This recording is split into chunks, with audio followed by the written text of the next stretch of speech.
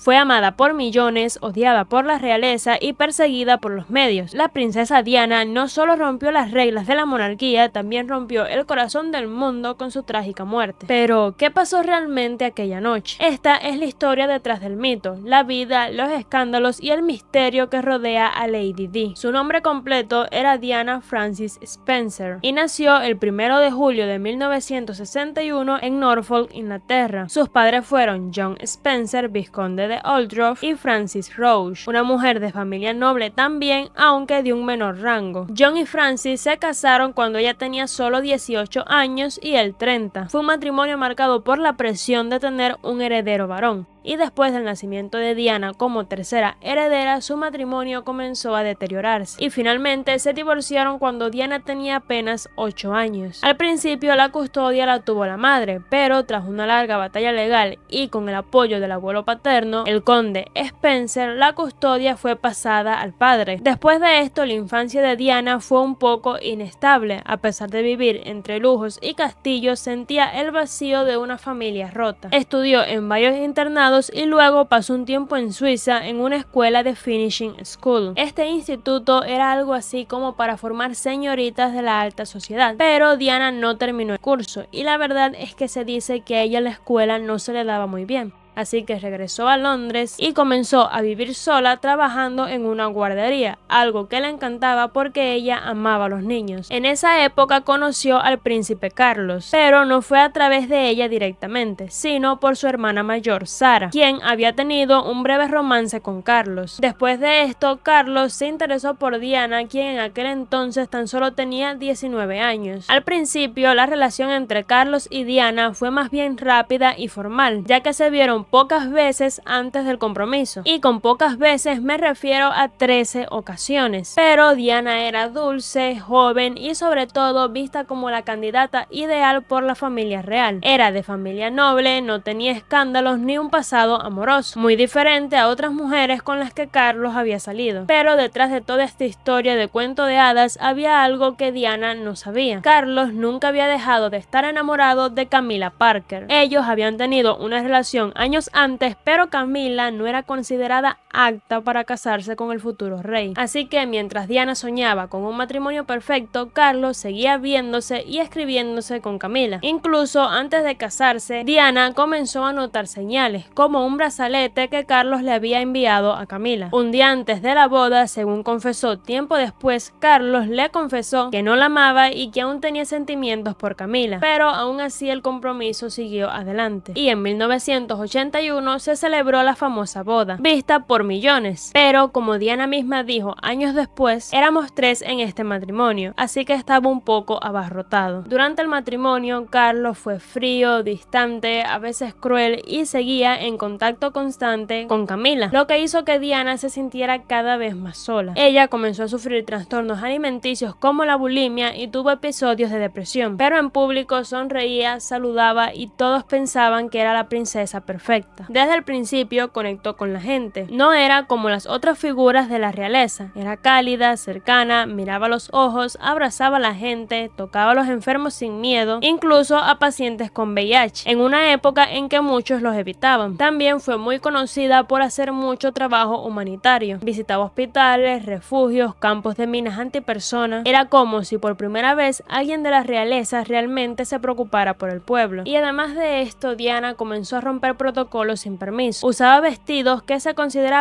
atrevidos, a veces sin mangas, con escotes o colores intensos. Caminaba sola sin seguir siempre el orden real y sobre todo hablaba abiertamente sobre sus problemas de salud mental y sus errores. Todo esto le hizo ver más humana y más real y eso al pueblo le encantaba. Pero dentro del palacio esto ya no gustaba tanto. Se dice que Carlos sentía celos de ella porque cuando salían juntos ella siempre era el centro de atención y las personas gritaban por ella y no por él. Se dice que incluso la reina sentía incomodidad porque ninguna persona de la realeza llamaba más la atención que Diana. Esto causó que Diana, en lugar de sentirse protegida, se sentía cada vez más aislada dentro del palacio. Diana fue una madre completamente diferente a lo que se esperaba de una princesa. Cuando nació William en 1982 y luego Harry en 1984, ella quiso criarlos de la forma más normal posible y que no crecieran encerrados dentro de una burbuja. Desde el principio rompió tradiciones, por ejemplo, dio a luz en un hospital normal y no dentro del palacio, los abrazaba en público, los llevaba a viajes oficiales, algo que no se hacía, e incluso los llevaba a parques de diversión y a restaurantes de comida rápida. También intervenía en su educación, en su ropa, en sus actividades, en todo en general, a diferencia de otras figuras de la realeza que delegaban todo a las niñeras. De hecho, años después, tanto William como Harry han dicho que su madre fue la persona que más los cuidó emocionalmente, la que les enseñó compasión y empatía. Fue una madre protectora, sensible y muy presente, a pesar de todo lo que estaba viviendo a nivel personal. Al pasar el tiempo y ver que Carlos no cortaba su relación con Camila, Diana comenzó a buscar cariño fuera. Tuvo varias relaciones extramatrimoniales, pero todas fueron muy discretas. Uno de los primeros en ser mencionado fue James Hewitt, un instructor de equitación con el que tuvo un romance que duró varios años. Incluso algunas personas han hablado en redes sociales de su parecido con el príncipe Harris y de que él podría ser su verdadero padre. Estos rumores se deben principalmente al color de pelo de Harris, y si bien es cierto que ni Diana ni Carlos tienen el pelo rojo, sí es cierto que algunas personas en la familia de Diana sí lo tienen así. Al final, la vida personal de Diana y la de Carlos comenzaron a salir a la luz, ya que ambos estaban viviendo matrimonios paralelos. La prensa comenzó a seguirlos, así que en 1992 se separaron oficialmente y en 1996 se divorciaron definitivamente, después de un proceso complicado y mediático. Diana perdió el título de Su Alteza Real, pero se mantuvo como la princesa de Gales, ya que de igual forma siempre sería la madre de los futuros herederos al trono. Después del divorcio, Diana comenzó a vivir con más libertad, aunque nunca consiguió alejarse del ojo público. Se alejó de muchas responsabilidades reales, pero nunca dejó de ayudar a los demás. De hecho, intensificó su trabajo humanitario con viajes a África y dio visibilidad a causas olvidadas. Después de un tiempo, tuvo un romance bastante discreto, pero muy importante en su vida, con el cirujano pakistaní Hasnat Khan. Él era un hombre reservado, muy dedicado a su trabajo. Por un buen tiempo tuvieron una relación muy íntima y muchos amigos cercanos dicen que él fue el verdadero amor de su vida. Estaba tan enamorada que llegó a visitar Pakistán en secreto para conocer a su familia y hasta considerar la posibilidad de mudarse allí. A pesar del amor, la relación terminó por varios motivos. Hasnat odiaba la atención mediática y sabía que estar con Diana era renunciar a una vida tranquila. Su familia, que era muy tradicional, no consideraba correcto que él se casara con una mujer divorciada, madre de 2 hijos y que tenía una vida tan pública. Poco después comenzó a salir con Dodi Al-Fayed. Parecía estar viviendo una etapa más feliz, incluso fueron fotografiados de vacaciones en un yate en el Mediterráneo, aunque algunos creen que esta relación fue una especie de intento por superar a su ex o recuperarlo a partir de los celos. En este tiempo, ya divorciada de Carlos, ella comenzó a romper aún más protocolos. Hablaba con la prensa sin permiso del palacio y empezó a mostrarse como una mujer fuerte, independiente, pero aún muy afectada por su pasado. Era más que nunca una figura pública querida, admirada y también muy perseguida por los paparazzis, algo que terminaría jugando un papel trágico en su final. La noche del 31 de agosto de 1997, Diana y Dodi se encontraban en un coche con su chofer, Henry Powell, y su guardaespaldas, que se encontraban huyendo de los paparazzis que los perseguían en motos. El auto entró con gran velocidad al túnel del Alma en París y allí ocurrió el accidente. El coche se estrelló contra una columna y Dodi y el chofer murieron en el instante. Diana fue llevada al hospital con vida, pero tiempo después murió a causa de las graves heridas que tenía. Las calles se llenaron de flores, cartas y velas y nunca se había visto algo así por un miembro de la realeza. Pero también comenzaron las teorías y las sospechas, pues varias cosas como que no encajaban muy bien. El chofer Henry Powell trabajaba para el Hotel Ritz, propiedad del padre de Dodi. Según los reportes oficiales, iba conduciendo ebrio y bajo el efecto de medicamentos, pero varios testigos aseguran que él no estaba borracho esa noche.